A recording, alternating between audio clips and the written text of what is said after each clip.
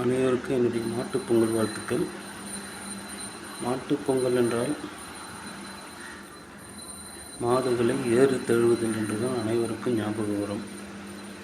ஏறு தழுவுதல் அப்படி என்றால் ஜல்லிக்கட்டு மட்டும் அதில் அடங்காது.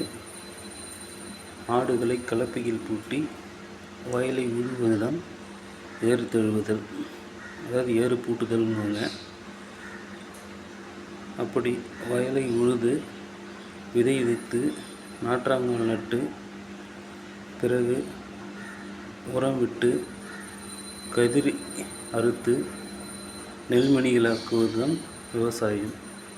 இந்த நெல்மணிகளை தான் பொங்கல் என்று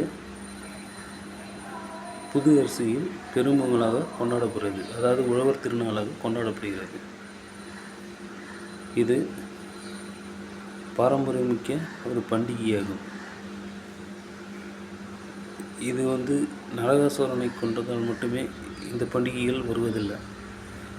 விவசாயத்திற்கும் விவசாயிக்கும் ஆடு மாடுகளுக்கும் நன்றி சொல்லும் விதமாக பொங்கல் தினத்தை கொண்டாடி வருகிறோம்.